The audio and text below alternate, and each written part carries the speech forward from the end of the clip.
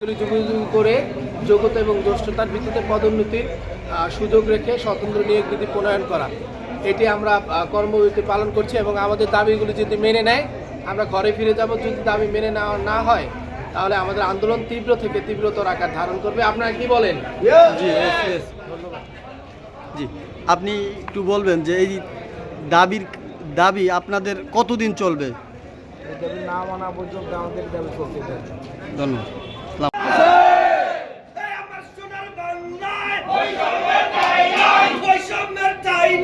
আমার সোনার বাংলায় আমার সোনার বাংলায় বৈষম্যের ঠাঁই নাই বৈষম্যের ঠাঁই নাই আমার সোনার বাংলায় আমাদের দাবি মানতে হবে মানতে হবে মেনে নাও আমাদের দাবি আমাদের দাবি মানতে হবে মেনে নাও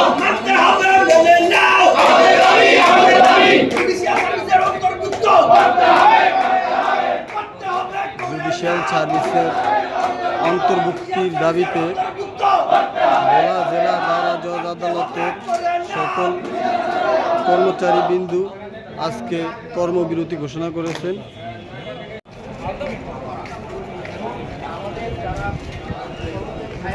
আপনারা জানেন যে আমাদের কিছু কিছু পদ রয়েছে, এগুলি হচ্ছে ব্লক পদ।